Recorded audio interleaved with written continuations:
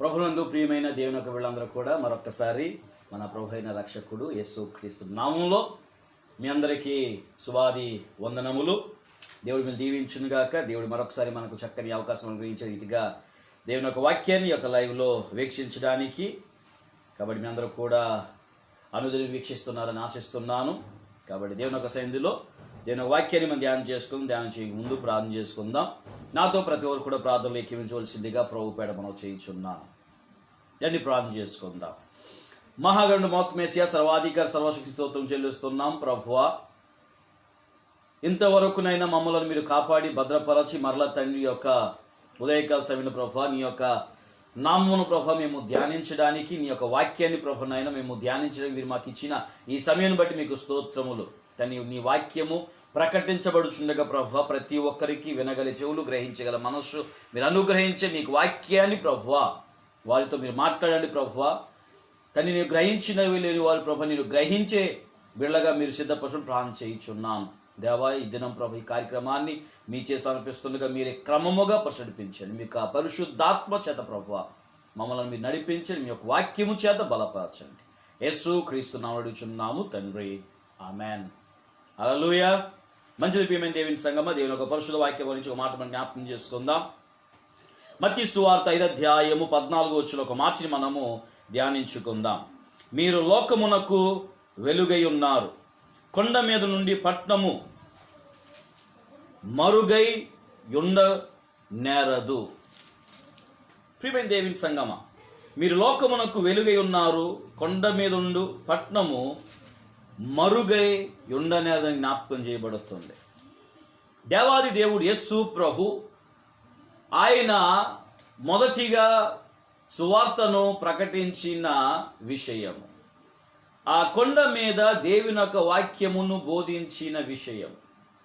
ఆ విషయాల్లో మనం అనేక విషయాలు మనం గ్రహించగలం. వాటిలో యేసు ప్రభు యొక్క విషయాన్ని జ్ఞాపకం చేయొచ్చు. ఏమని అంటే, మీరు లోకమునకు వెలుగై ఉన్నారు. ఈరోజు లోకమునకు వెలుగై ఉన్నాం. ఈరోజు వెలుగు అనేక మందికి మార్గదర్శిగా ఉంటారు. ఈరోజు వెలుగు అనేక మందికి దారి చూపిస్తారు. ఈరోజు వెలుగు అనేక మంది జీవితాల్లో వెలుగిస్తారు. వెలుగు చాలా ప్రాముఖ్యమైనది. మనుష్యుని యొక్క జీవితానికి వెలుగు చాలా ప్రాముఖ్యమైనది. వాడు చీకట్లో వస్తే చీకట్లో సంచరించిన వాని ఉంటాడు. ఎటు వెళ్తున్నాడో ఎక్కడికి వెళ్తున్నాడో వాడికి తెలియదు.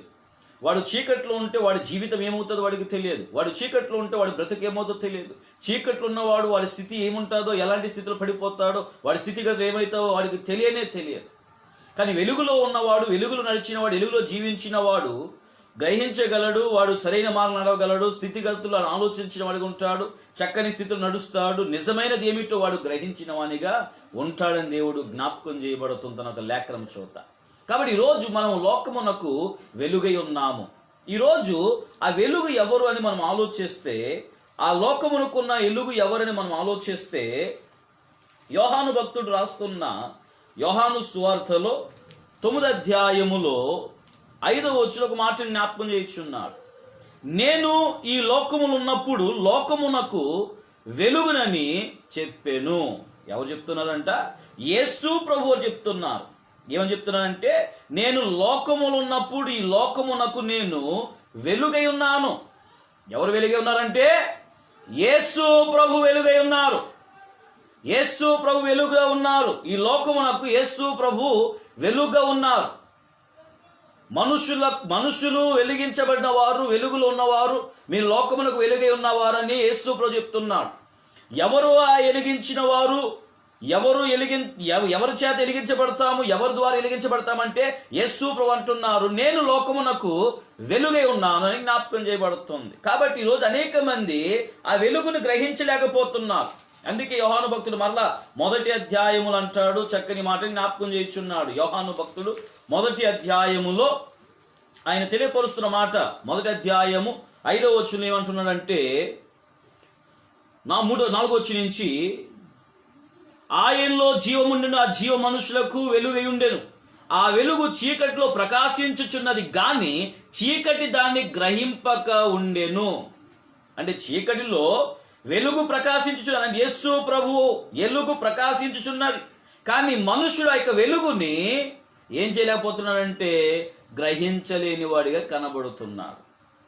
మనం లోకమునకు వెలుగై ఉన్నాము. మనం వెలిగించిన వాడు మనలను వెలిగించబడ్డానికి, లేకపోతే ఎవరి ద్వారా మనం వెలిగించబడతామంటే లోకములో ఉన్న యేసు ప్రభు వారి గురించి, యేసు ప్రభు వారి బట్టి, ఎలుగుగా ఉన్న ఆయనను బట్టి మనం వెలిగించబడిన వారికి ఉంటాం. కానీ అనేక మంది ఆయనను గ్రహించలేని వారిగా కనబడుతున్నారు.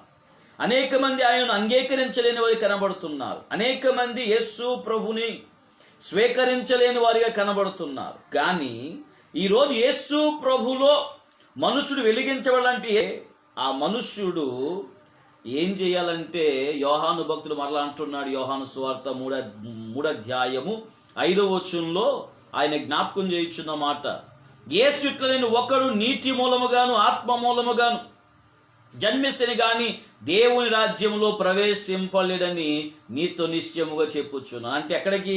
వెలుగు కలిగిన స్థలమునకు, వెలుగు కలిగిన ప్రాంతమునకు వెలుగు ప్రవేశించాలి. వెలుగు కలిగిన వారు ప్రవేశించాలి. వెలుగుతో నింపబడిన ప్రవేశించాలి. వెలుగుతో ఉన్నవారు ప్రవేశించాలి. తేజోమయము కాంతి కలిగిన ప్రదేశము, సూర్య కాంతి కంటే అధికమైన కాంతి కలిగిన స్థలము, ఆ వెలుగు స్థలం ప్రవేశించాలంటే మనం వెలుగు కలిగిన వారిగా మార్చబడాలి. వెలిగించబడిన వారిగా ఉండాలి. వెలుగుతున్న వారిగా ఉండాలి. ఈ వెలిగించబడిన వారు, వెలుగుతున్న వారు ఎక్కడికి వెళ్తారంట? దేవుని యొక్క రాజ్యం ప్రవేశిస్తారు. కానీ ఆ వెలిగించబడ్డానికి, వెలిగించబడిన వారికి ఉండడానికి, వెలుగును పొందుకోవడానికి మనుష్యుడు నీటి మూలముగాను అలాగే ఆత్మ మూలముగాను వెలిగింపబడాలి. ఎప్పుడైతే నీటి మూలముగా, ఆత్మ మూలముగా మనుష్యుడు తిరిగి జన్మిస్తాడో వాడు వెలుగు పొందుకున్నవాడిగా, వెలుగు సంపాదించుకున్నవాడిగా, వెలుగును కలిగిన వాడిగా ఉంటాడని దేవుడు తన లేఖన చేత మాట్లాడబడుతుంది. అర్థమవుతుంది? వెలుగును కలిగిన వారిగా ఉంటారని దేవుడు మాట్లాడుచున్నారు. కాబట్టి ఈ వెలుగు ఏమవ్వాలంటే వెలిగించబడే పరిస్థితిలో ఉండాలి. ఏమవ్వాలి? వెలుగు వెలిగించబడే పరిస్థితిలో ఉండాలని దేవుడు జ్ఞాపకం చేయబడుతుంది. మనము పొందుకున్న వెలుగు, మనం సంపాదించుకున్న వెలుగు, ఏ వెలుగునైతే మనం పొందుకున్నామో, ఏ వెలుగునైతే మనం సంపాదించుకున్నామో ఆ వెలుగు ఏమవ్వాలంటే వెలిగించబడాలి. ఎక్కడ? మనుషుల మధ్యలో వెలిగించబడాలి, సంఘములో వెలిగించబడాలి, విశ్వాసుల మధ్యలో వెలిగించబడాలి, మన స్నేహితుల మధ్యలో వెలిగించబడాలి, కుటుంబ మధ్యలో వెలిగించబడాలి. ప్రతి చోట వెలిగించబడిన పరిస్థితిలో ఉండాలని దేవాది దేవుడు జ్ఞాపకం చేయబడుతుంది. కాబట్టి వెలుగు పొందుకున్న మనము వెలిగించబడాలి. ఎలాగ వెలిగించబడతాం? దేన్ని బట్టి వెలిగించబడతాం? దేన్ని పొందుకుంటే మనం వెలిగించబడతాం? దేన్ని సంపాదించుకుంటే మనం వెలిగించబడతాం అనే విషయాన్ని మనుషుడు ఆలోచించాలి. అదవుతుందండి. ఈరోజు ఏదైనా ఒకటి వెలిగించబడాలంటే అది ఏమవ్వాలి? కాల్చబడాలి. అది కాల్చబడితేనే దాంట్లో నుంచి వెలుగు వస్తారు. ఈరోజు కేవలం ఒక ట్యూబ్ లైట్ వెలిగించాలంటే మనం స్విచ్ చేస్తాం, అది ఎలక్ట్రికల్ షాక్ అవుతుంది. ఎలక్ట్రిక్ షాక్ అయ్యేది పాస్ అయిన తర్వాత ట్యూబ్ లైట్ వెలుగుతుంది. అప్పుడు అది దాని కాంతిని పొందుకుంటాం. ఈరోజు ఒక స్థలంలో చలి వస్తుందంటే కర్రలు పెట్టేసి మనం నిప్పి పెడితే ఆ నిప్పి ఏమవుతుందంటే వెలుగుతుంది. ఆ వెలుగు రావడానికి కర్రలు ఏమవుతామంటే కాలిపోతుంటాయి. కర్రలు కాలటం వలన ఆ వెలుగును మనం పొందుకుంటాం. ఈరోజు వెలుగు వెలిగించబడిన పరిస్థితి ఉండాలంటే కాల్చబడాలి. ఏదైనా ఒకటి కాల్చబడాలి. కాల్చబడితేనే వాటి నుంచి ఏమొస్తుందంటే వెలుగు వస్తుంది.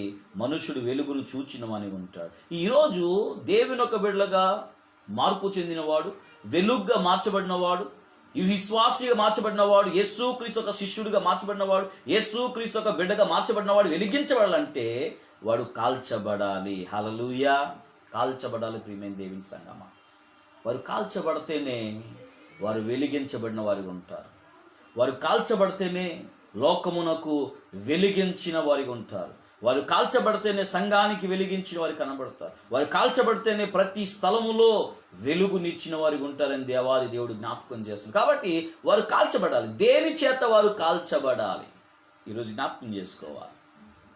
మనము దేని చేత కాల్చబడాలనే విషయాన్ని మనం ఆలోచించాలి. కాబట్టి సమయం చాలా తక్కువ ఉంది కాబట్టి 4 విషయాలు మనం జ్ఞాపకం చేసుకుందాం. దేని చేత మనుషుడు కాల్చబడాలి? హల్లెలూయా! మొదటిగా మనం జ్ఞాపకం చేసుకుంటే అపోస్తుల కార్యము 1 మనము ధ్యానించుకున్నట్లయితే దేవాది దేవుడు చక్కని మాటను జ్ఞాపకం చేయుచున్నాడు. 1 ఏమని జ్ఞాపకం చేయుచునంటే, వీరితో కూడా కొందరు స్త్రీలను యేసు తల్లి అయిన మరియయు ఆయన సహోదరులను ఏక మనసుతో ఎడతెగక ప్రార్థన చేయుచుండిరి. ఏం చేస్తున్నారంట? ప్రార్థన చేసిన వారికి కనబడుతున్నారు. ప్రార్థన, ఎడతెగక ప్రార్థన చేసిన వారికి కనబడుతుంది. అంటే దేంతో కాల్చబడుతున్నారు వారు? ప్రార్థన చేత కాల్చబడుతున్నారు. ప్రార్థన చేత వారిని వారు కాల్చుకుంటున్నారు. ఈరోజు వారిలో ఉన్న పొట్టు కానివ్వండి, లేకపోతే చెడుతనం కానివ్వండి, చెడు అలవాటు కానివ్వండి, చెడు ఆలోచనలు కానివ్వండి, చెడు ఉద్దేశం కానివ్వండి, దేవునికి ఆటంకకరమైన ఏదైనా సరే వారు ఏం చేస్తారంటే ప్రార్థన చేత దేవుని సన్నిధిలో దాన్ని కాల్చుకుంటున్నారు. ప్రార్థన చేత దేవుని సన్నిధిలో దాన్ని కాల్చుతున్నారు. వారి జీవితం నుంచి దూరపరుచుకుంటున్నారు. వారి జీవితం నుంచి దాన్ని దూరపరుచుకుని కనబడుతున్నారు. కాల్చుకున్న ప్రార్థన చేత కాల్చబడిన వారికి కనబడుతున్నారు. ప్రార్థన చేత కాల్చబడిన వారికి ఉన్నారు. కాబట్టి అపోస్తుల కార్యం 2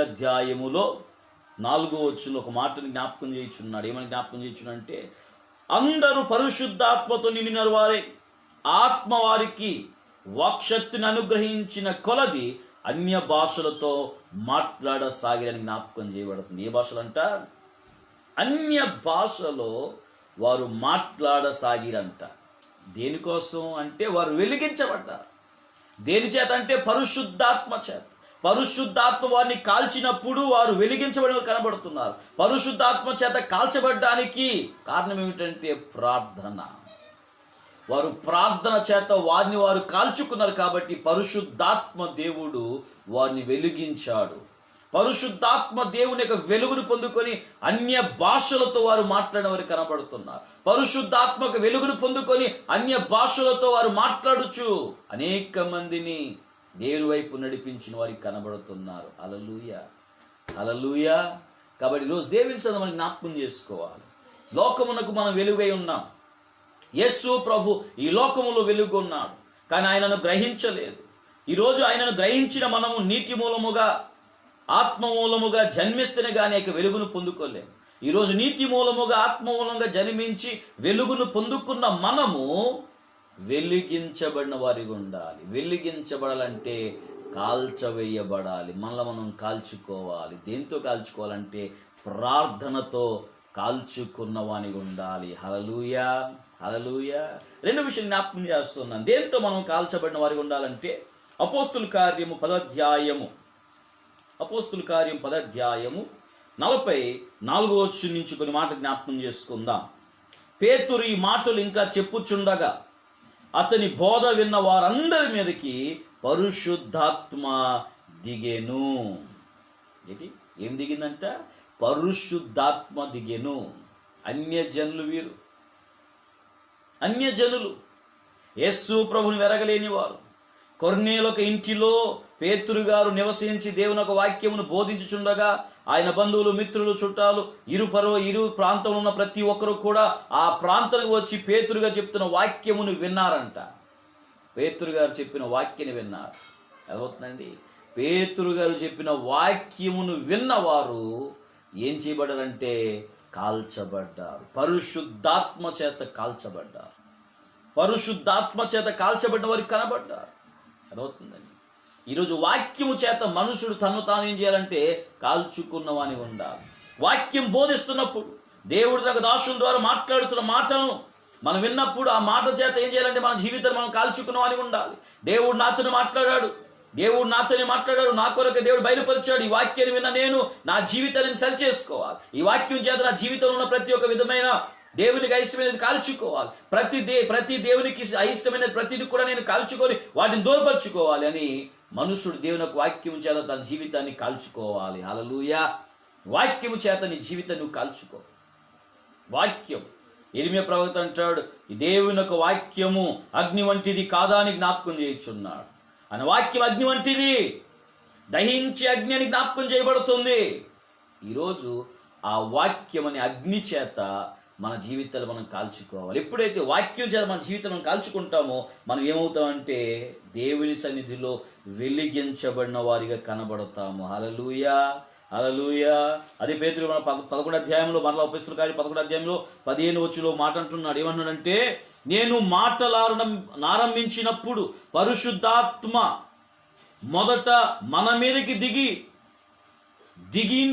దిగిన ప్రకారము వారి మీదకి దిగేను.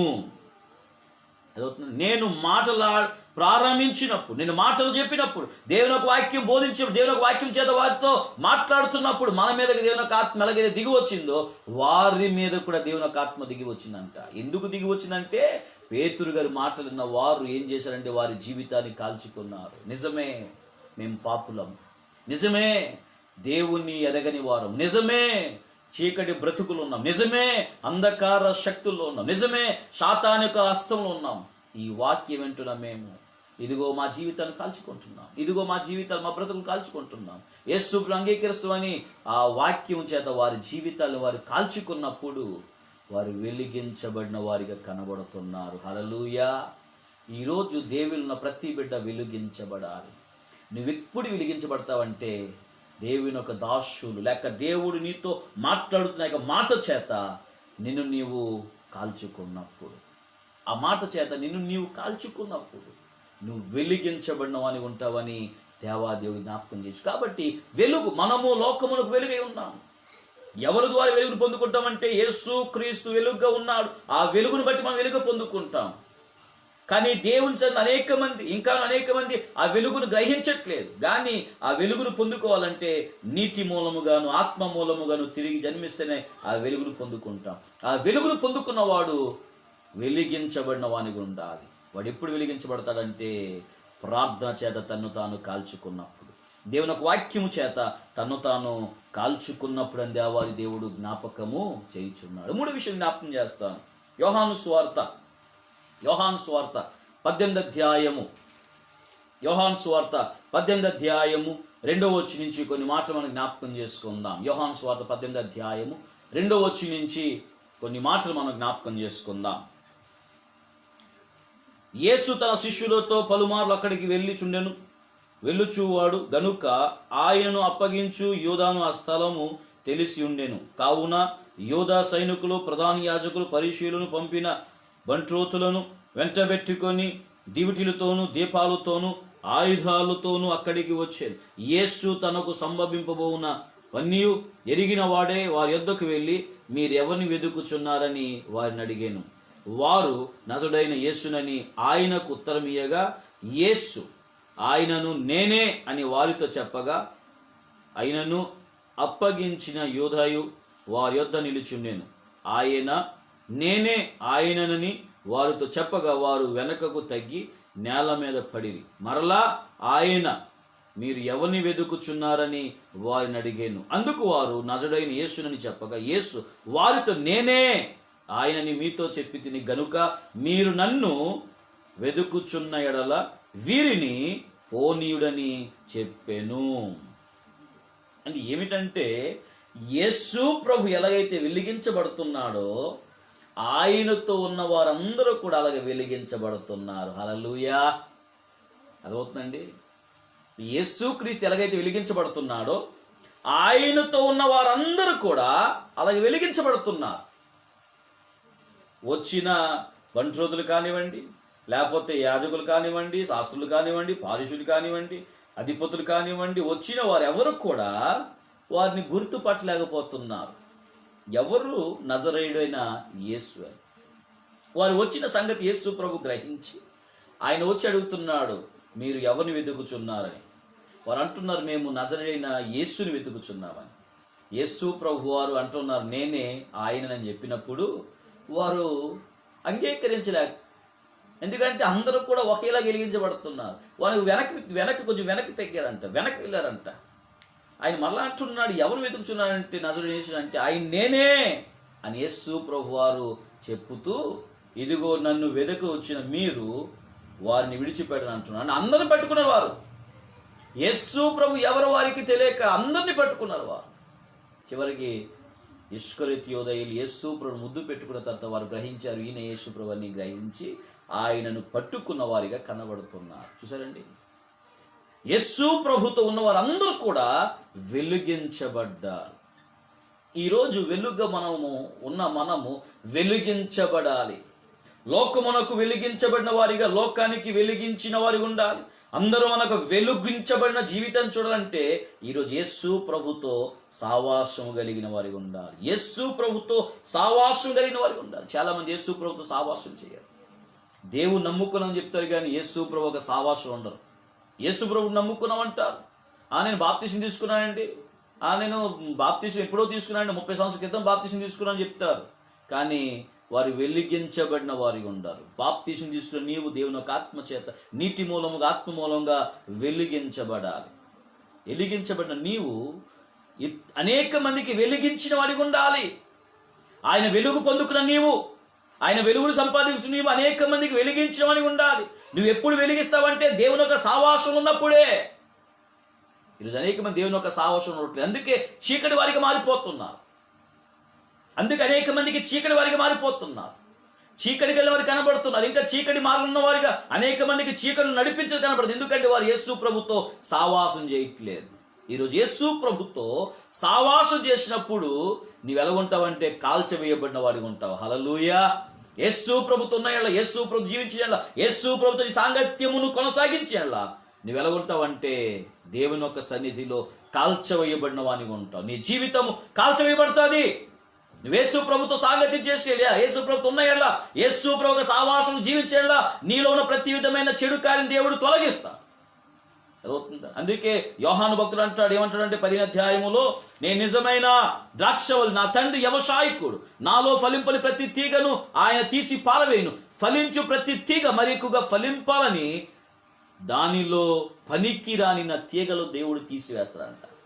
నువ్వు దేవునితో సావాసం చేసినప్పుడు, నువ్వు దేవునితో ఉన్నప్పుడు, దేవునితో కలిసి నడిచినప్పుడు దేవుడు అంటున్నాడు, నీవు ఇంకా ఫలించాలని, నువ్వు ఇంకా వెలిగించవాలని, నీ వెలుగు అనేక మంది చూడాలి, నువ్వు అనేక మందికి వెలిగించబడిన వాడిగా ఉండాలని, నాతో సావాసం చేసిన నీలో ఉన్న పనికి రాని స్థితులు, పనికి రాని కార్యములు, పనికి రానిన పనులను నేను తీసి బయట పారవేస్తాను యేసు ప్రభువు వారు చెప్తున్నారు.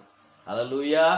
ఈరోజు వెలిగించబడాలనుకుంటే నువ్వు దేవుని యొక్క సావాసం ఉండాలి. నువ్వు వెలిగించబడిన వాడిగా ఉండాలని దేవునితో సావాసం చేసేవాడిగా ఉండాలి. నువ్వు వెలిగించబడిన వాడిగా ఉండాలని దేవునితో సావాసం చేసి నీ జీవితాన్ని కొనసాగించే వాడిగా ఉండాలి. అప్పుడే వెలిగించబడిన వాడిగా ఉంటావు. హల్లెలూయా, హల్లెలూయా.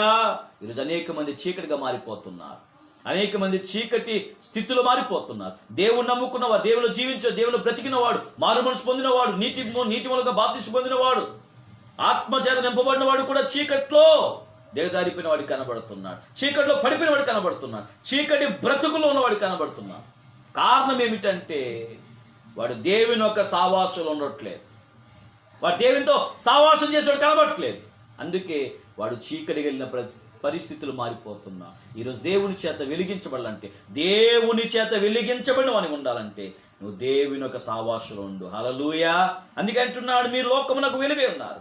ఎవరు మనం వెలిగించాలంటే యేసు ప్రభు. ఆయన లోకములో ఉన్నప్పుడు ఆయన వెలుగున్నాడు కాబట్టి ఆయన మనం వెలుగిచ్చేవాడు. అనేక మంది ఆయన గ్రహించలేదు, కానీ నీటి మూలముగా, ఆత్మల మూలంగా రక్షించబడిన వాడు వెలుగు కలిగిన వాడిగా మార్చబడతాడు. ఈ వెలుగు సంపాదించుకున్నవాడు వెలిగించబడిన వాడిగా ఉండాలంటే, అనేక మందికి వెలిగించిన వాడిగా, అనేక మందిని వెలిగించే జీవితాలు దయచేసిన వాడిగా, సంఘమును, సమాజమును, దేవుని యొక్క బిళ్ళ మధ్య వెలిగించబడిన వాడిగా ఉండాలంటే వాడు ప్రార్థన చేత తన జీవితాన్ని కాల్చుకోవాలి. దేవుని యొక్క వాక్యము చేత తన జీవితాన్ని కాల్చుకోవాలి. దేవునితో సావాసం చేసినప్పుడు తన జీవితాన్ని కాల్చుకున్న వాడిగా ఉండాలని దేవుడు జ్ఞాపకం చేయించున్నాడు. హల్లెలూయా, హల్లెలూయా. చివరిగా మనం చూసుకుందాం, దేవుని చేత వెలిగించబడిన వానికి ఉండాలంటే మనం ఏం చేసిన వానికి ఉండాలంటే ఆయనను ఆరాధించిన వానికి ఉండాలి, ఆయనను స్తుతించిన వానికి ఉండాలి. అర్థమవుతుందండి? ఈరోజు దేవుణ్ణి ఆరాధించినప్పుడు, దేవుణ్ణి స్తుతించినప్పుడు దేవుని యొక్క ఆత్మ చేత మనం నింపబడిన వానికి ఉంటాం. దేవుడు జ్ఞాపకం చేయించున్నాడు. అర్థమవుతుందండి? దేవుని యొక్క ఆత్మ చేత నింపబడతాం. దేవుడు కార్యం చేస్తాడు, దేవుడు అద్భుత కార్యం, ఆశ్చర్య కార్యం చేస్తాడు. దేవుడు జ్ఞాపకం చేయించున్నాడు. ఈరోజు దేవుని సన్నిధిలో ఆరాధించిన వానికి ఉండాలి, దేవుని సన్నిధిలో స్తుతించిన వానికి ఉండాలి. కీర్తనలు పాడుచు దేవుని స్తుతిస్తూ ఆరాధించిన వానికి ఉంటే మనం దేవుని సన్నిధిలో ఆత్మపూర్ణులై ఉంటాం, ఆత్మ చేత నింపబడిన వానికి ఉంటాం. ఆత్మ చేత నింపబడిన వాడే వెలిగించబడిన వానికి ఉంటాడని దేవుడు తన ఒక లేఖనం చేత మాట్లాడుచున్నాడు. కాబట్టి ఈరోజు దేవునిలో ఉన్న ప్రతి ఒక్కరూ దేవుని ఆరాధించడానికి ఇష్టపడాలి. అర్థమవుతుంది? దేవుణ్ణి ఆరాధించడానికి ఇష్టపడాలి, దేవుని స్తుతించడానికి ఇష్టపడాలి. ఆరాధించుటలో శక్తి ఉంది, దేవుని అసలు ఆరాధించుటలో బలం ఉంది. అందుకే అంటున్నాడు గడప పునాదులు అంట. గడప పునాదులు కదల్చబడుచున్నావంట. ఎప్పుడంటే దేవుణ్ణి ఆరాధిస్తున్నప్పుడు. దేవుని ఆరాధిస్తున్నప్పుడు. ఈరోజు దేవుణ్ణి ఆరాధిస్తే గడప పునాదులు కదిలి వేయబడతావంట. అపోస్తలుడైన పౌలు గారు శీల ఆ యొక్క చెరసాలు ఉన్నప్పుడు వారు ఆరాధించారు, వారు ఆరాధిస్తున్నారు. ఆత్మపూర్ణులై దేవుని ఒక ఆత్మ చేత నింపబడి వారు ఆరాధిస్తున్నప్పుడు, దేవుని ఒక నామమును స్తుతిస్తున్నప్పుడు, దేవుని ఒక నామమును ఘనపరుస్తున్నప్పుడు ఆ బంధకములంట విప్పబడ్డావంట. గొప్ప భూకంపము కలిగిందంట. చూసారండి, ఆరాధనలో ఉన్న శక్తి, ఆరాధనలో ఉన్న శక్తి అండి. రాజైన సౌలు మీదకి దురాత్మ వస్తున్నప్పుడు, దావీదు ఆరాధన చేస్తున్నప్పుడు ఆ దురాత్మ ఆయనను విడిచిపోయినంట. ఏమవుతున్నారు? దురాత్మ ఆయనను విడిచిపోయాను ఆయన ఆరాధన చేస్తున్నప్పుడు. ఆరాధన ఈరోజు దేవుని సన్నిధిలో ఆరాధించేవాడు, దేవుని సన్నిధిలో ఆరాధన చేసినవాడు, ఆరాధన చేయడానికి సిద్ధపడినవాడు, ఆత్మతో సత్యముతో దేవుని ఆరాధించినవాడు, వాడు దేవుని ఒక ఆత్మ చేత నింపబడి వెలిగించబడిన వాడికి ఉంటాడని దేవుడు తన ఒక లేఖనం చేత మాట్లాడుచున్నాడు. వెలిగించబడిన వాడిని ఉంటాడు.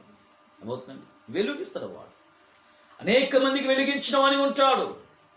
సంఘములో వెలిగించబడిన వాడిని ఉంటాడు, సమాజంలో వెలిగించబడిన వాడిని ఉంటాడు, నీ చుట్టుపక్కల మధ్యలో ప్రజల మధ్యలో వెలిగించబడిన వాడిని ఉంటాడు. నువ్వు ఏ స్థలములకు వెళ్ళినా, ఏ స్థలములో ఉన్నా నీవు వెలిగించబడిన వాడిని ఉంటావని దేవాది దేవుడు జ్ఞాపకము చేయుచున్నాడు. హల్లెలూయా, హల్లెలూయా. కాబట్టి దేవుని సన్నిధిలో మనము వెలుగు పొందుకున్న బిడలుగా ఉన్నాం. మనం వెలుగు పొందుకున్న బిడలు. ఎందుకంటే లోకములో యేసు క్రీస్తు వెలుగుగా ఉన్నాడు, ఆ వెలుగును పొందుకున్నాం. ఇంకా అనేక మంది వెలిగించబడలేని వారికి ఉన్నారు, ఆ వెలుగును గ్రహించలేని వారికి ఉన్నారు, నీటి మూలముగా ఆత్మ మూలముగా జన్మించలేని వారికి ఉన్నారు, ఆ వెలుగును పొందుకోలేని వారికి ఉన్నారు. ఈరోజు వెలుగును పొందుకున్న మనం, వెలుగు సంబంధులుగా ఉన్న మనము, నిత్యమైన వెలుగును పొందుకున్న మనము, ఆ వెలుగును సంపాదించుకున్న మనము వెలిగించబడిన వారిగా ఉండాలి. అందరినీ వెలిగించేవారిగా, ఇంకా వెలుగును పొందుకోలేని వారు వెలిగించబడే పరిస్థితిలో ఉండడానికి మనము వెలిగించబడే పరిస్థితి ఉండాలి. ఈరోజు మనం వెలిగించబడాలంటే మనం కాల్చబడాలి. దేని చేత కాల్చబడాలంటే దేవుని ఒక ఆత్మ చేత కాల్చబడిన వానికి ఉండాలి. దేవుని ఒక ఆత్మ చేత కాల్చబడిన వానికి. అందుకే ప్రార్థన, ఈరోజు ప్రార్థనలో మనం ఉన్నప్పుడు ఈ ప్రార్థన ఏం చేస్తుందంటే దేవుని ఒక ఆత్మ చేత మనల్ని కాల్చివేస్తుంది. మనం దేవుని కొరకు వెలిగించబడిన వానికి ఉంటాం. వాక్యం, ఈరోజు వాక్యం వినటం వలన, వాక్యం చేత మనం కాల్చుకున్నప్పుడు, వాక్యము చేత మనము శుద్ధి చేసుకున్న పరిశుద్ధపరుచుకున్నప్పుడు, పరిశుద్ధపరచబడిన మనం మనకు వెలుగుని ఇతరులకు కనపరచమని ఉంటాం. మనం వెలిగించబడిన వానికి ఉంటాం. క్రీస్తుతో సావాసం చేస్తూ మనము, క్రీస్తుతో సావాసం చేస్తూ జీవితం కొనసాగిస్తూ మనలో ఉన్న పనికి రానివి దేవుడు తీసివేస్తాడు. ఆత్మ చేత దేవుడు ఏం చేస్తాడు? ఆయిల్లాగా మారుస్తాడు. మనము కూడా వెలిగించబడిన వానికి ఉంటాం. దేవుడు జ్ఞాపకం చేయించున్నాడు. ఆరాధన చేయటం వలన, స్తుతించుట వలన, దేవుని యొక్క నామాన్ని కనపరచడం వలన దేవుని యొక్క ఆత్మను పొందుకున్న వానికి ఉంటాము. ఆ ఆత్మ చేత గొప్ప కార్యం చేసిన వానికి ఉంటాము. అంతేకాదు ఆత్మ చేత మనం వెలిగించబడిన వానికి ఉంటాము. దురాత్మ శక్తులు కూడా మనము పడద్రొయ్యగలిగిన శక్తి కలిగిన వారికి ఉంటామని దేవుడు నాకు లేఖనం చేత మాట్లాడుచున్నాడు. కాబట్టి ఈరోజు వెలుగును పొందుకున్న మనము దేవుని సన్నిధిలో వెలిగించబడాలి. వెలిగించబడ్డానికి ఈరోజు మనము దేంతో కాల్చబడాలనే విషయాన్ని దేవుడు మనకు జ్ఞాపకం చేశాడు. కాబట్టి ప్రార్థనలో, వాక్యముతో, ఆయన సావాస్యములో, స్తుతి ఆరాధన చేయుటలో మనం కాల్చబడినప్పుడు, కాల్చబడిన మనము లోకమునకు వెలుగై ఉంటాము. కాల్చబడిన మనము సమాజమునకు, సంఘమునకు వెలుగు ఉంటాము. అంతేకాదు వారిని వెలిగించిన వారిగా మనం ఉంటామని దేవాది దేవుడు జ్ఞాపకం చేయొచ్చుడు. కాబట్టి ఆ రీతి జీవితం మనం కొనసాగిస్తూ మనము వెలిగించబడుతూ ఇంక అనేక మందిని వెలిగించే స్థితిలో మనం ఉండాలని దేవుని యొక్క ఆశ, అతి ఆశను నెరవేర్చుచు దేవుని యొక్క సంజీవిద్దాం, బ్రతుకుద్దాం. దేవుని యొక్క సకల ఆశలు పొందుకొని అనేక మందికి వెలిగించిన వారిగా మన జీవితాన్ని మనం ముందు కొనసాగిద్దాం. దేవుడు ఈ చిన్న మాటలన్నిటిలో దీవించి ఆశీర్వదించునుగాక. ఆమెన్. ప్రార్థన చేసుకుందాం. ప్రియమైన దేవుని సంగమా, మహాగండు మాత్రమేసే సర్వాధిక సర్వశ్రీ స్తోత్రం చెల్లిస్తున్నాం. ప్రభువా, ఎంతవరకు మీరు మాతో ఉండి మమ్మలను నడిపించిన విధానం బట్టి స్తోత్రం. దేవ, మీ యొక్క మాటల చేత మమ్మల్ని బలపరిచారు, స్థిరపరిచారు. ఇన్న మాటలు విని విడిచిపెట్టక తండ్రి, మేము వెలిగించబడిన వారికి తను సిద్ధపరచండి. మా జీవితాలు మేము కాల్చుకొని ప్రభు అనేక మందికి వెలిగించి దేవ నీ వైపు నడిపిస్తూ నీ సన్నిధి కాంతిలో ప్రభువా వారిని తండ్రి బలపరుస్తూ స్థిరపరుస్తూ నీలో నడిపించిన వారిగా మమ్మల్ని సిద్ధపరచండి. దేవ, ఈ దినం ప్రభు నీ వాక్యం విన్న ప్రతి ఒక్కరి ప్రభువా మీరు తండ్రి బలపరచండి, స్థిరపరచండి. నీ వాక్యం చేత ప్రభువా మీరు నడిపించండి. దేవా, మా ప్రతి ఒక్కరి జీవితాలు ప్రభువా తండ్రి కాల్చుకొని ప్రభువా నీ వాక్యం చేత, ప్రార్థన చేత, సావాసంతో ప్రభువా తండ్రి స్తుత్యాలు చేస్తూ ప్రభు మా జీవితాన్ని మేము కాల్చుకొని ప్రభు నాయన నీ కొరకు వెలిగించబడిన బిడ్డగా తండ్రి అనేక మందికి వెలిగించిన వారికి తండ్రి మమ్మల్ని సిద్ధపరచడం ప్రార్థన చేయించున్నాం. విన్న వాక్యాన్ని బట్టి మీకు స్తోత్రం. విన్న ప్రతి బిడ్డని దీవించి ఆస్వాదించండి. ప్రతి ఒక్కరు ప్రభు నీలో వెలిగించబడి ప్రభు అనేక మందికి వెలిగించిన వారిగా మీరు సిద్ధపరచండి. మీ యొక్క ఆత్మ నడిపించండి. ప్రభు సంఘాన్ని సంబడి జ్ఞాపకం చేసుకోండి. దైవదినం ప్రభు మీ మాత్రం నడిపించిన విధానం బట్టి మీకు స్తోత్రం. ఇంకంటూ నలబలపరచు, స్థిరపరచు. మీకు ఆత్మ చేత నన్ను నడిపించడం ప్రార్థన చేయించున్నా. మరొకసారి తండ్రి అయినా నన్ను, అలాగే తండ్రి ఈ లైవ్లో వాక్యాన్ని వీక్షించిన ప్రతి బిడను మీ చేసి అనిపిస్తుండగా దీవించండి, ఆస్వాదించండి. మీ యొక్క ఆశీర్వాదంతో మా జీవితం తృప్తిపరచండి. మీ సన్నిధి కాంతి మనం బలపరచండి. మీరే మాత్రం నడిపించి భయం పొందమని యేసు క్రీస్తు నామమున అడుగుచున్నాము తండ్రి, ఆమేన్. ప్రేమికుడైన యేసు క్రీస్తు కృప, పరిశుద్ధాత్మ సహవాసం ఆయన ప్రేమించి ప్రతి ఒక్కరికి ఈ లైవ్లో దేవుని యొక్క వాక్యమును వీక్షించిన ప్రతి బిడకును దేవుడు వెలిగించి అనేక మందికి వెలుగించిన వారిగా దేవుడు సిద్ధపరచి ఆయన రాకడ పర్యంతమైన తోడై నడిపించునుగాక. Amen, amen. అందరూ వందనాలమ్మా. దేవుడు దీవించునుగాక. God bless you all.